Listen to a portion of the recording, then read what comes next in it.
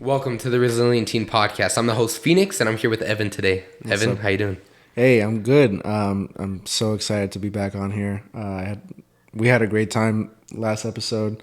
I was on here, so I'm really excited to talk. That's good. So the last time Evan was on here, it was a little bit of an interview, just an overview of who he is, getting to know him. So if you haven't watched that, I would recommend it. I had a very fun time interviewing. This is my second in-person interview with the same person, which I'm glad. So how have you been since we have last recorded? Yeah, I've been really good. A lot of good things have happened in my life, and leading up to this moment where we're talking, you know, got baptized, working on a new short film. So yeah. So tell me about getting baptized. When did you get baptized, and what made you to finally decide to get baptized? Um, I got baptized. I think in the beginning of October, maybe.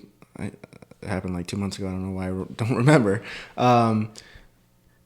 I think a few months before I got baptized, I was really thinking about it, and I was like, I don't know, should I get baptized? Am I ready? I don't like. I was saying like I don't know if I'm ready. I don't know whatever. Um, but I heard it's time. And I think a lot of people have been hearing that about concerning their faith and their belief in God, if they're that, if they're not, if they don't believe. I heard it's time, and it was one of those things that when you heard it, you knew instantly what it meant. Like it's time could mean anything. It's time to go to bed. It's time to wake up. It's time to. But when I heard it, I knew exactly what it meant. It meant to get baptized and really start my walk with Christ. So do you think because you're making a new film, which is a Christian-based film, and you're making it for everyone the way that you're setting it up, but do you think that as you've been doing the film, it's bringing you closer to the Lord? Because every time you do something if you're starting, like, you know what, I'm going to start a little Bible study. Like build like your time with the Lord, it just feels different. Do you feel like this film has maybe like made you think and encourage you to get baptized? Do you think it's helped your walk?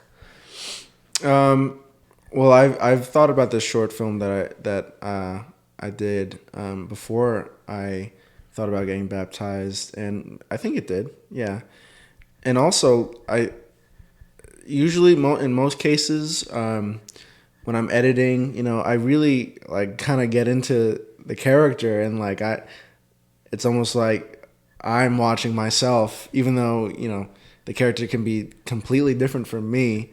There can be, there's just that one thing about them that relates to me, and so I really get into the character. And then in this short film, I really got into the character, and I've been watching it, in the editing room, and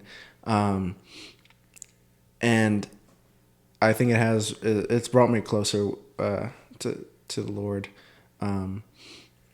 because of what happens really in the film, and her reaction to it, and what she decides, and yeah, I think it has. Yeah. That's really good. So another thing from the last episode, you were talking about how you were getting ready to start up college. So how is that going? Yeah, it's good. I do online classes. I do it at a community college up in Scottsdale. It's really fun. Yeah, I've learned stuff that I didn't know. I've learned stuff that uh, was explained to me better and more fleshed out. Um, and yeah, it's just been a really good time. I've just learned a lot. Yeah. Would you say that making films before school really, like, when you showed up to your first day online, did it already click? Like, did some of the things like, oh, I've done that before, I already know what they're talking about. Has that helped your grade? Um, I think it has, yeah. There's been some stuff that I've been learning that I was like, you know what, I kind of know how to do this. And it's also helped me with doing it, and on the production side and like on sets helped me organize. You know, the stuff that I've learned has helped me organize the set better, and how to speak with the actors better, and how to treat the actors better. I think on the post production side, I feel like I do more of the same stuff that I've always been doing, but definitely on the set it's helped me better. That's really good. So, with this new film, Warrior, how did you get the name Warrior, and what inspired you to create this film? Well, the name Warrior is just that, you know, everybody's a warrior. Everybody is battling their own battles, and has their own armor on, and is fighting. So yeah, I wanted to have that as the title of it, so that I can relate, you know, to everybody. I do that a lot.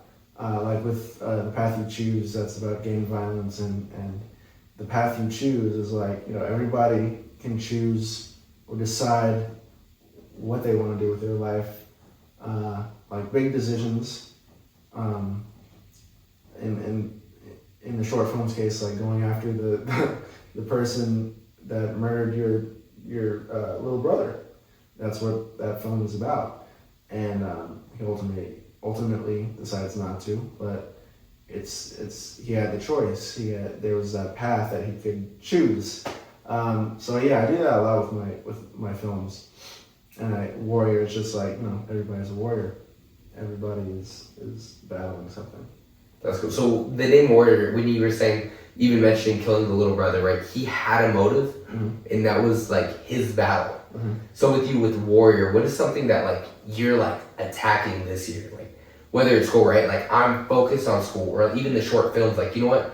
For this next year, 2 years, I want to just create this kind of film. Like, what is something that you're like honed in on right now that you're battling being a warrior about?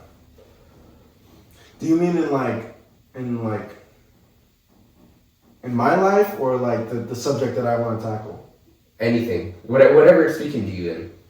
Because I can give you an example for me. Like I started a job 4 months ago, doing HVAC. I've been going to school for over a year, and like I'm really trying to better educate myself and learn as much as I can and accomplish at work as much as I can. So posting on Instagram and YouTube, I've been posting more HVAC. I've kind of neglected the podcast, which I need to get back on, but that is something like I'm being a warrior about. I care so much, and I'm locked in on it, and I'm trying to, this is where my direction is. Yeah, I mean, I'm trying to be a better person. That's good. I think I can be, you know, everybody has stuff they can work on. I think I can be more compassionate and more thoughtful and more considerate. I think that's what I'm kind of focused on in life. And in the stuff that I want to tackle in films, right now I'm tackling addiction, which can be, I mean, a stronghold on people's lives. It can dictate a person's life. So I'm tackling that, and what the solution is to that. Although there is many solutions to it, both, you know, in the world and in faith. So yeah, I think because I've tackled a lot of subjects, kind of deep subjects. Gang violence, depression, suicide, love. So yeah, it's just one of the other topics that I'm tackling. That's really good. So with your film, this is your first Christian film, or a faith-based film, right? Mm-hmm. What would you say has been maybe like a something new that you've had to learn? Maybe like, you know, after doing this film, I've been reading a lot more of this, let's say, book in the Bible, or I've been really looking for different verses that have to deal with this specific topic. Is there anything that you've been reading in lately that has maybe helped the inspiration for your film? Yeah, I've dived into Ephesians. I kind of studied that book, not just because, not just because it's a really important book to read, and if you want to know how to fight your battles, but also in context for the short film. It's just, you know, it's an important part. It's an important component to the short film. It's kind of its backdrop, you know. So, but yeah. So when are you dropping this film? I'm dropping it December 19th on YouTube. I'm on YouTube, Evan Escue. Also on Cool FM Films, the page that I run to get your, you know, movie news and stuff that's going on, and also to showcase a lot of talent in the community. But yeah, I'm posting on that too. So let's talk about on set. What was it like, especially with a faith-based, were all your actors faith-based? Like, have faith, or were some of them not? Yeah, so both actors are Christians, yeah. It's they're Chris Bencourt is playing the knight, and Sage Estacio is playing the heroin addict, and they both go to the same church that I go to, and yeah, it was a very different environment, a more kind of serious environment, because I think it's a heavy topic to dive into. Not only faith-based, because you wanna make sure you do, you know, this and that right, but also drug addiction, and you want to make sure that you kind of interpret it correctly. Like I had an elder come and pray over the production, over the set, and that was good. And I think that helped us a little bit to really for the actors and me to help with directing, and for the actors to portray their characters better. So what was it like on set? Because you know, you're recording, there's different scenes, and then you get to a scene where it's really heavy and it's really emotional. How was that? Yeah, it was really deep, and I think deep is probably a wrong word. I think it was heavy. The environment, the atmosphere was heavy, because again, drug addiction is like a serious thing. It's a serious subject, and I think the person who did the heavy lifting is Sage, who played the heroin addict. Mind you, she had no acting experience before, and when you watch it, it's like you would think that she's a natural, you know. And Chris, I mean, he played the knight with such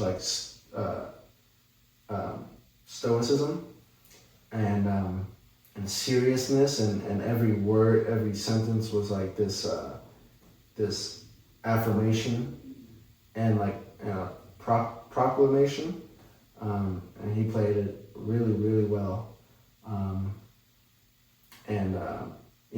But in the beginning, the atmosphere was a little heavy, and then for the second half, when the night comes in, and it was a little less tense, and because not to spoil it or give away too much, but that first scene is really intense, on purpose. You know, I made that purposely intense, but it is intense. Yeah, I'm excited for people to see it. You know? That's really good. So during the writing, because I'm sure you write out the script and how everything's gonna go each scene. Mm-hmm. How was that writing? Getting the things, were you praying? Like, what were some of the things that really like? Because I know when you write and you have a good idea, you like write like really fast. Like, oh, this is really good. Yeah. Do you think what were some of the moments in the scenes, right? Even with the whole topic of drug addiction, like, do you think that was the Lord really putting it on you? Was this an idea you had, and God really helped you work through it? What were the points? So the first question is, how did you get the topic drug addiction over maybe a struggle with doubt or a struggle with this? Where did you get the drug addiction from? Where it's like, God is really telling me to do it, like how you said during the baptism. I'm sure it's time. How was that? How did you get that? And then during the whole writing and the whole production, how many days did it take, and how were you writing and again either reading, or how did you write the script to make it fit this drug addiction? Good questions. Well, the first question, I mean, all of it really was the Lord. It really was.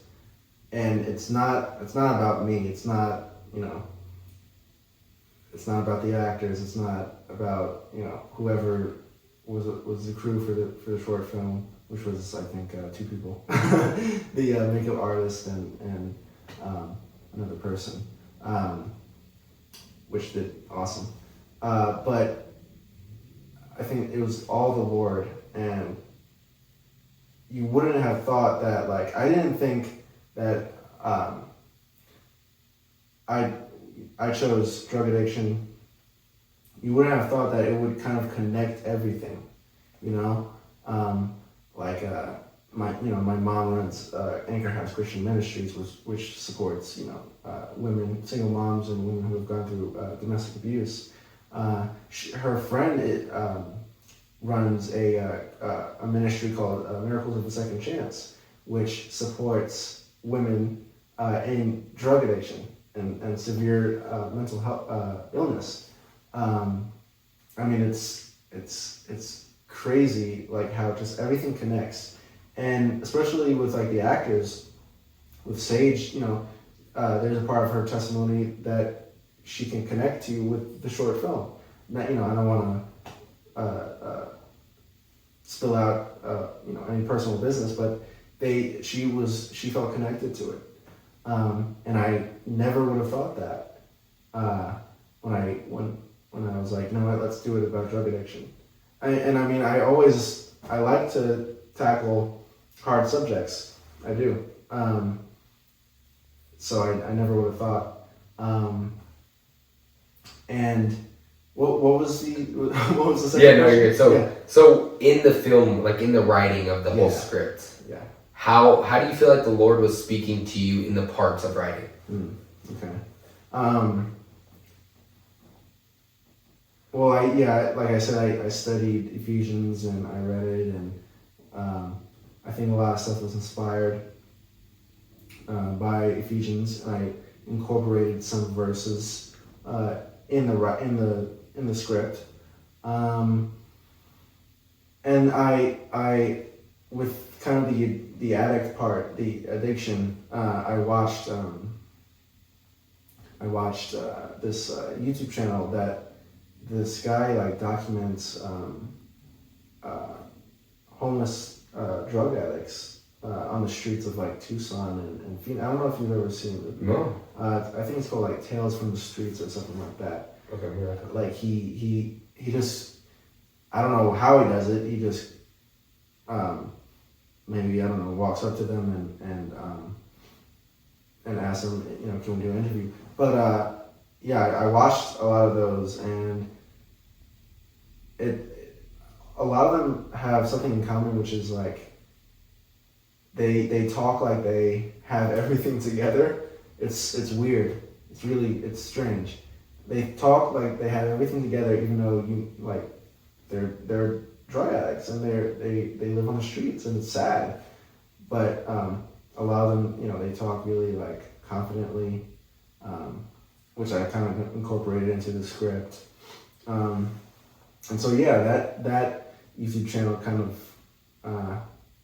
helped in writing it a little bit. That's really cool. So that's actually really cool. So on that point, how do you want viewers that are either non-believers or believers in any religion, what do you want them to take away when the video is done? Well, yeah, I think a lot of people misunderstand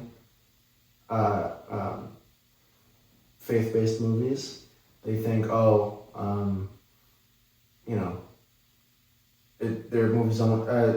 Not only movies, but music too. Christian music. They think, it's only for Christians to watch and listen to, and it's not true. It's for Muslims. It's for Buddhists. It's for all people, all ethnicities, all religions. I mean, anybody can listen to some Christian, some Forrest Frank and Brandon Lake. Anybody can watch The Chosen and other Christian movies, and I just hope that people who don't believe have kind of this maybe realization of their life and their faith in God, and I just hope that they take something out of it. Even if it's one person, who takes something out of it, or even watches it, because I don't know, if people are gonna like it or not, or if anybody's gonna watch it. I hope that they take the theme of it, because the theme is redemption, and the theme is no matter how far you've fallen, you can still be saved. And I just hope that they kind of apply that to their life. Yeah. I like that. Mm-hmm. And one thing I really want to compliment you on is even you saying, even if it hits one person, I know it's hard, especially when you work so hard on something. You spend hours, you go out somewhere and you film this. And then you go, even first, you write the script and you study and you watch these videos to help yourself. And then you go out and you film all day. And then you go home and you edit it all and you have other people helping, all these different things. And you're concerned about the one person that's going to see it and it's going to change their life. Yeah. So I really wanted to compliment you on that, and that's really good. And I wanted to ask you, what challenges do Christian filmmakers face in getting the work taken seriously? I know a lot of people in the world judge different religions on, they did this, they did that, or even Christians like, why would you put something out like that? Even for you saying, even if one person sees it, what do you think the challenges are, and what are you not scared of facing? I think the challenges, I think Christian filmmakers and music artists should be respected more and taken seriously more, because they don't. I mean, you can ask an artist or another Christian filmmaker. They don't make it just for Christians to watch or listen to. Like I said earlier, they make it for everybody. Like anybody can listen to Christian music or watch The Chosen. I just think they should be respected more in the stuff that they do. Like I know at the Grammys they don't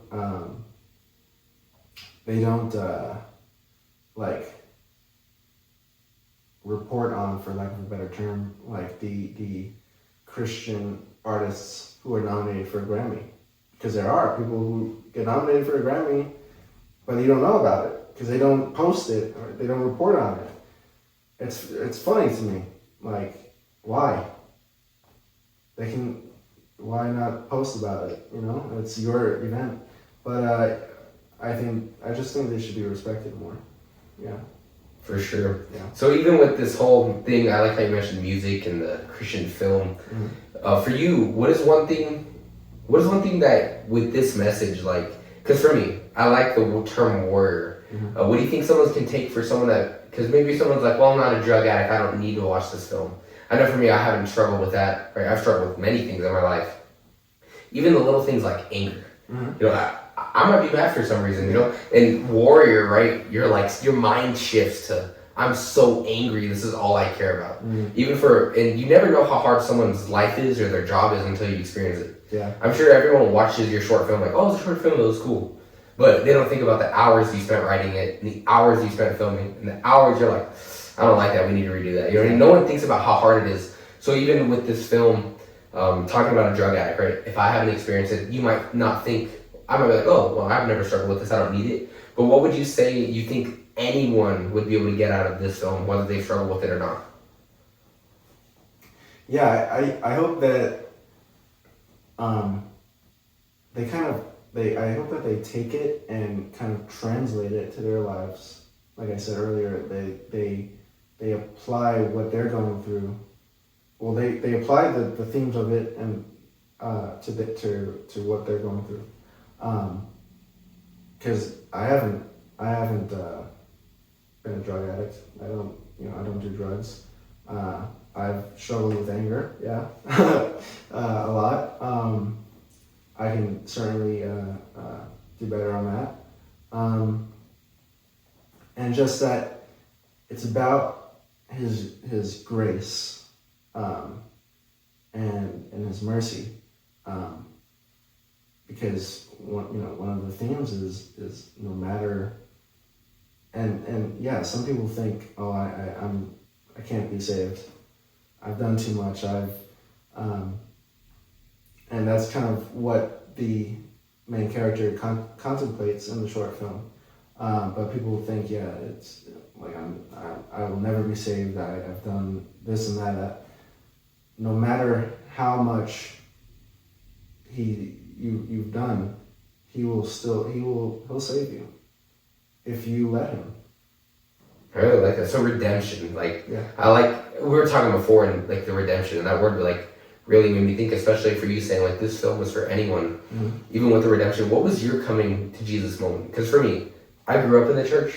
I was like, oh Jesus, yeah, this is my whole life. But then you really get to a point where it's like, dang, Jesus, like I feel it now. Where it wasn't just going through the motions. I go to church, I do this. What was your coming to Jesus moment? Maybe it was recently like, I've been a Christian, but I feel it more. What would you say, like, because this is the thing, my barber, dude, I love this dude. He was telling us this, the kid asked his grandpa, like, oh, how big is Jesus?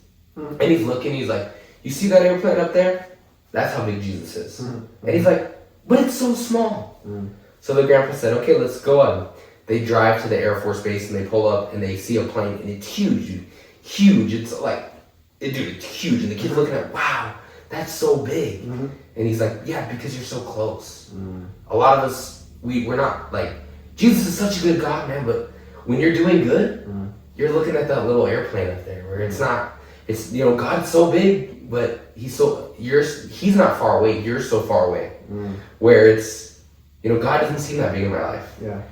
When you're just going through the motions, that's how it feels. And then you go right next to it, it's this huge thing, you don't realize how unique it is and the way that it's welded specifically, and maybe the propellers on it or this, like you're so close to it that now you can actually connect with it.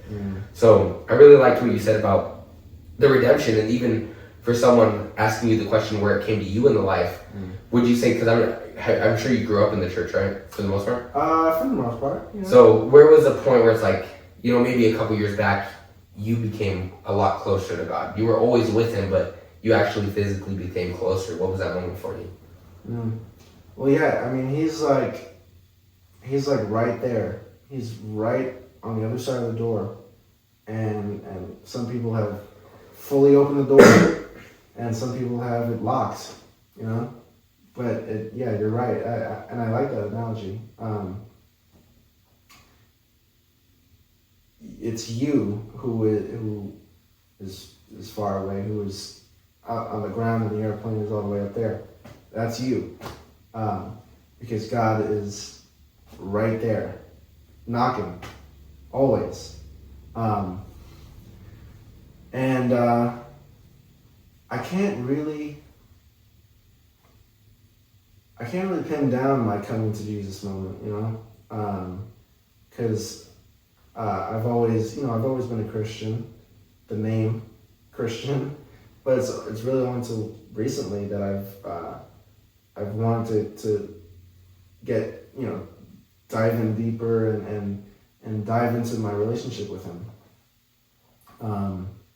Maybe it's when I started working on Warrior. Maybe it's when I heard it's time. Maybe it's when I got baptized, which are all important moments. So yeah, I can't really pin down an exact moment, but I think maybe all those is that moment. That's really good. And even thinking about the airplane analogy, it's all about your perspective. Yeah. Because the size of the airplane never changes. It's Yeah. the perspective that you see it. Yeah. Right outside this door, or this window, there's a huge mountain. Mm-hmm. But we're not in the right angle to be able to see it in the window. There's curtains. We have to actually go outside to be able to see it. Yeah. And it's kind of the position that you put yourself in. And so I'm sure with this film, I cannot wait to watch it when it drops. I love watching your short films, honestly. And I want to point that out too, because I appreciate it. Yeah. It seems like this simple film, the color gray, right? Mm-hmm. The color changes throughout the thing. Cool. But then you think, right, the perspective, it's not like this is the color changing. It's the kindness that keeps going through in the colors changing, Yeah. The color gray goes away. And I really like the way that you put a spin on things where there's a huge moral behind the scene. And I'm sure with the film Warrior, you're doing the same thing. And I like that you build your films with kind of like this thing where you can kind of view it from any point. For me, my younger brother didn't die and I need to go, but maybe there's a moment in the hardness in my heart where, no, this happened to me, I need to get this revenge. Yeah. This person wronged me, they have no clue what they did, I'm going to wrong them even more. Yeah. And the way that you build your film, so with this film, I'm glad that you built it to be able to kind of fit anyone's needs, whether they're religious or not. Yeah. Yeah, I appreciate it, yeah. Yeah, of course. So, let me see the other questions. For you, in getting this film ready to post, are you still working on it in the editing room, or? I am. It's almost complete. I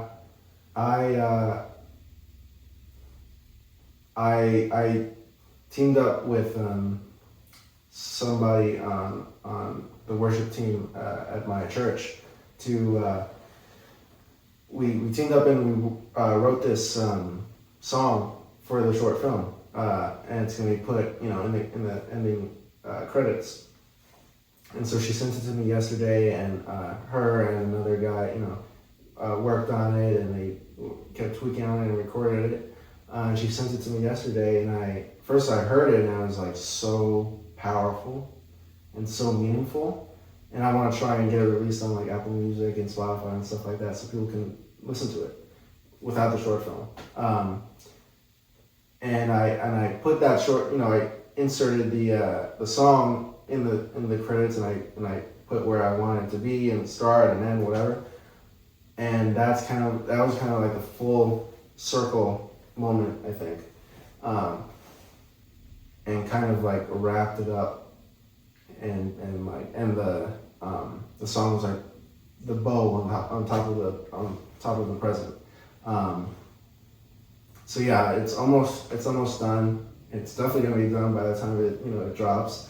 But yeah, it's almost done. That's really cool. So for you, I have two questions that I want to ask before we wrap this up. If there's anything you want to add, you can add. But for you, how does this make you feel, especially with accomplishment, right? Like you've made so many short films and you've done so many things, and I'm sure you can see the growth in each one. Like, how do you feel, especially as a filmmaker? If any other filmmakers are here, like, there's always like, look what you did, it's so cool. But how do you feel about it? Do you feel super accomplished? Is there anything you feel like, I feel like I could be doing things better? Like, how do you feel right now? Like, what's your mental state at? In accomplishment. Do you feel accomplished or do you not feel accomplished? Because, dude, there's so many times where everyone around you could say, bro, you're doing so good. But maybe you don't feel like it. How do you feel, and what are the struggles in that? Yeah, I think it's called imposter syndrome.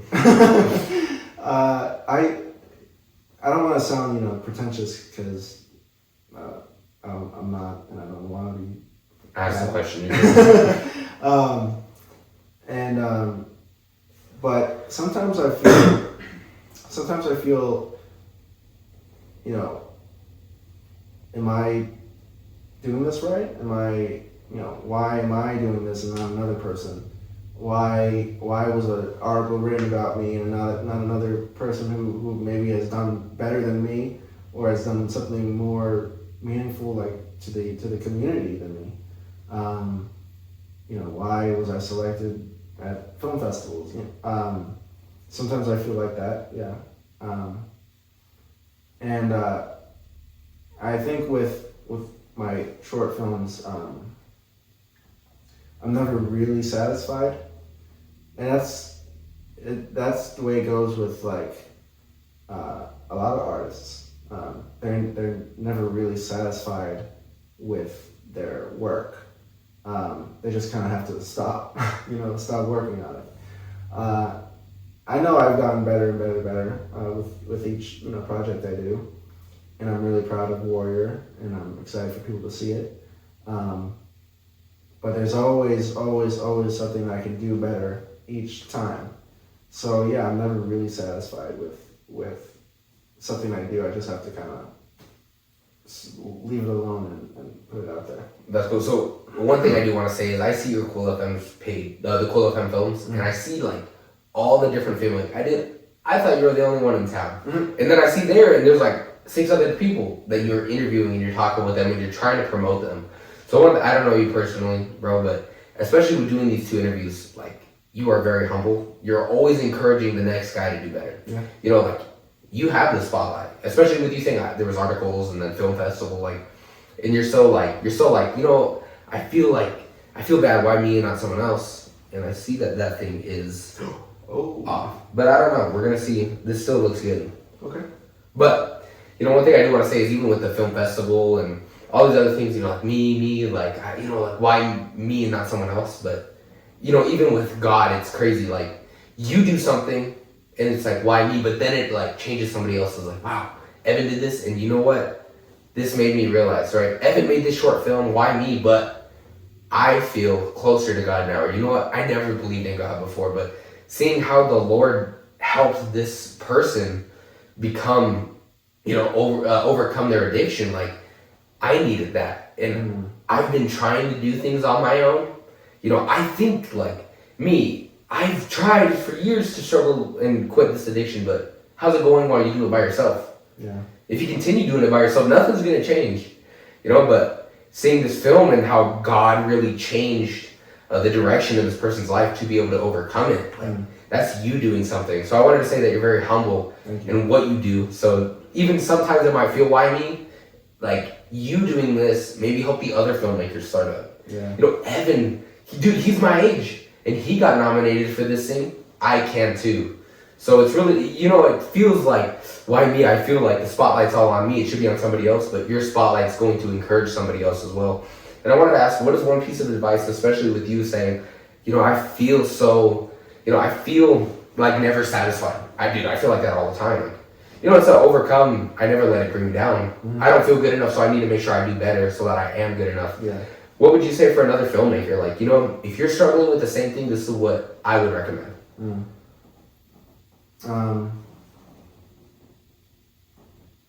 Well, yeah, I appreciate you saying that. And I think one of the things that the advice about concerning, because I'm still struggling with it, like never kind of like being satisfied with something that I've done or created or whatever. I think just trust that you've done all you can do, and just leave it alone.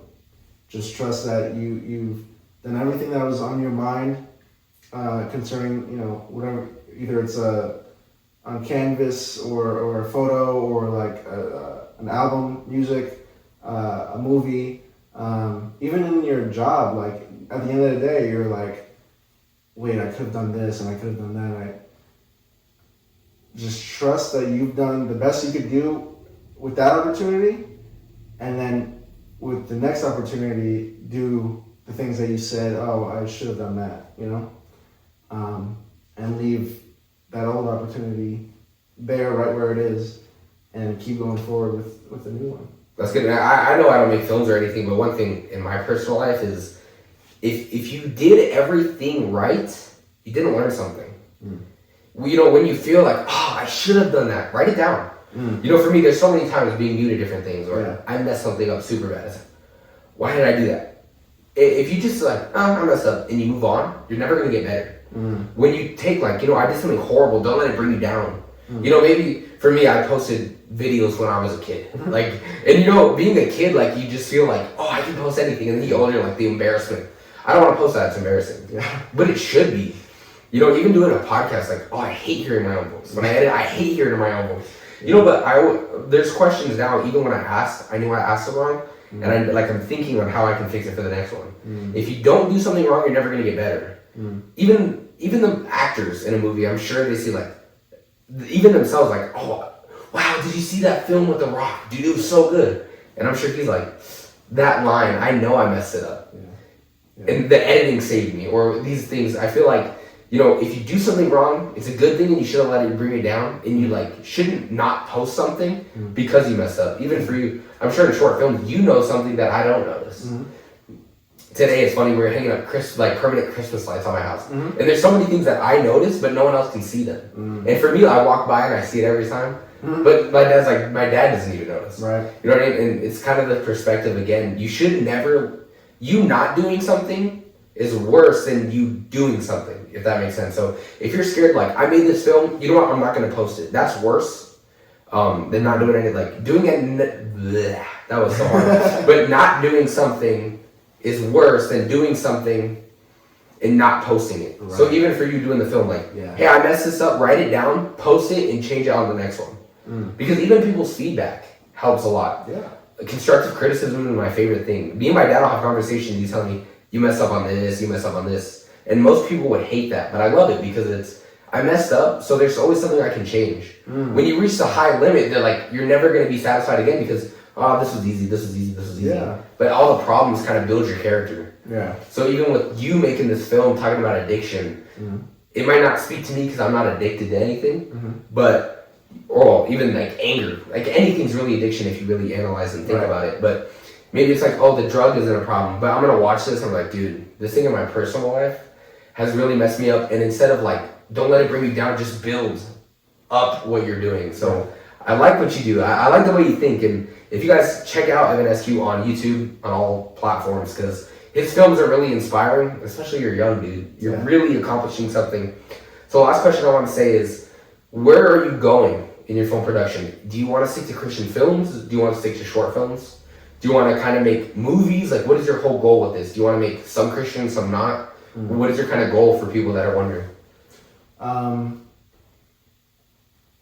think I definitely want to pursue feature films, you know, full-length films in the future. And I definitely want to explore more faith-based stuff, you know, faith-based themes and concepts that I can kind of expand on, because this has been an incredible experience doing this film, and it's brought me closer to God, and I always want that, and maybe I'll make something not faith-based, not Christian, and I'll do something faith-based, you know. But this has been definitely a really, really good experience, not only for me, but I know for the actors who worked on the film and the makeup artists and just everybody who worked on the film. I know they told me that, you know, it was an awesome experience. So yeah, I do want to get into feature films, and I want to continue doing faith-based stuff. Yeah.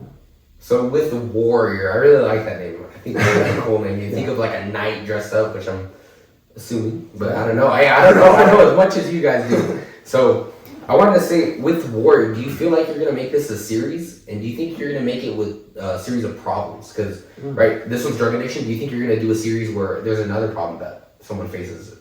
Yeah, it's actually funny you brought that up because I was thinking about maybe doing an anthology series. Like, none of them are really connected, but it has the same kind of theme. Somebody's struggling with something, and the knight is that continuous character that comes up in each one. I've thought about recently of doing that. Maybe that'll probably be in the future, and I'd love to do that. And the cool thing about the knight is that anybody could kind of play him.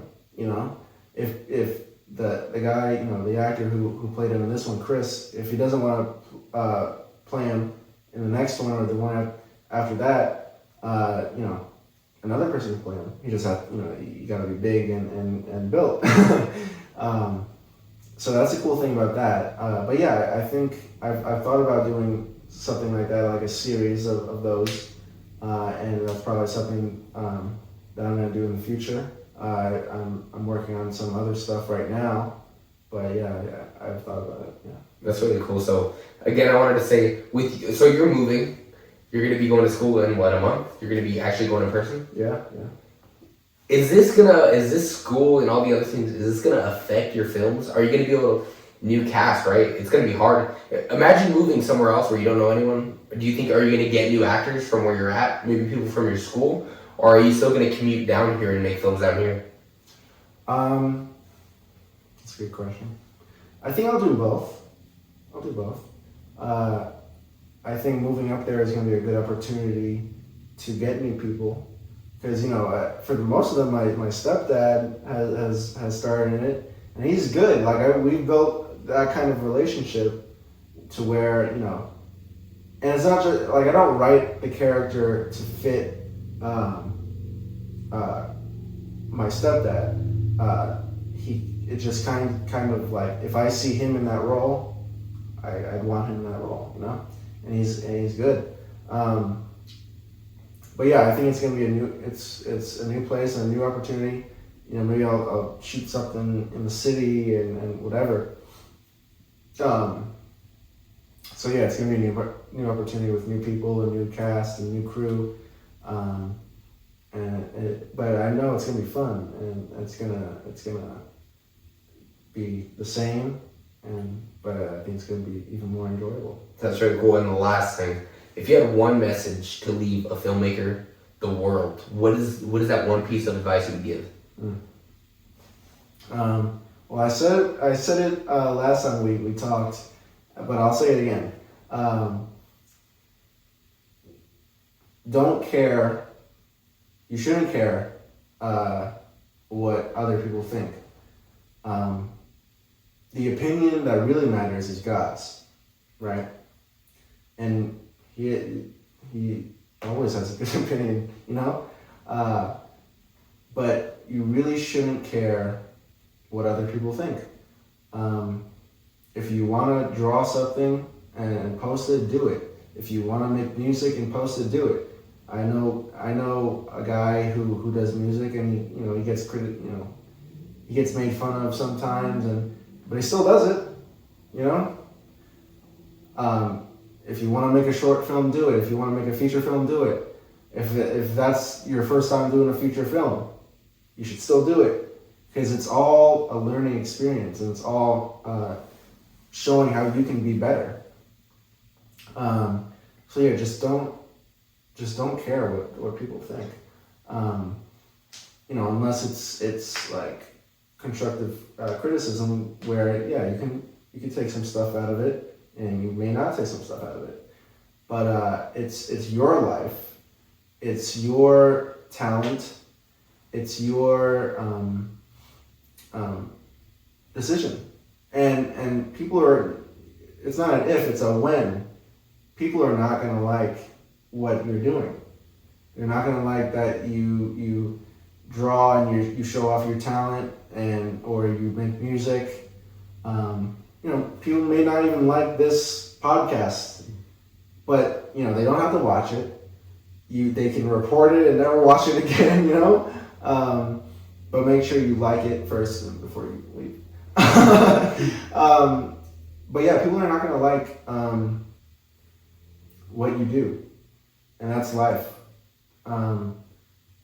But what should matter to you is if you enjoy doing it and if you think it glorifies God.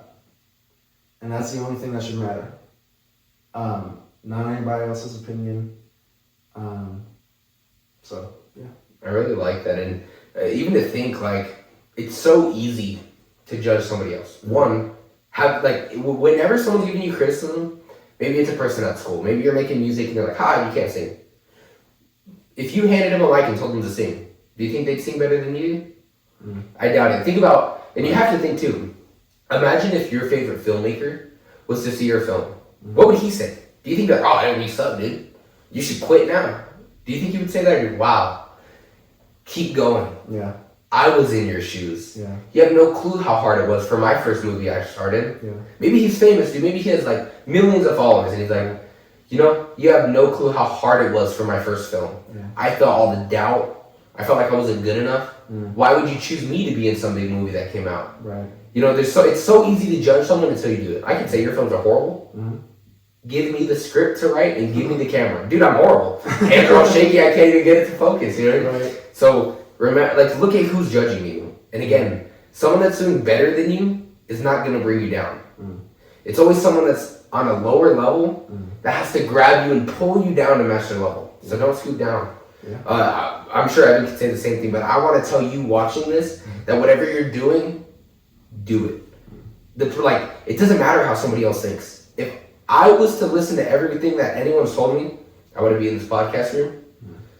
I wouldn't be working. I wouldn't be doing anything because everyone has something to say.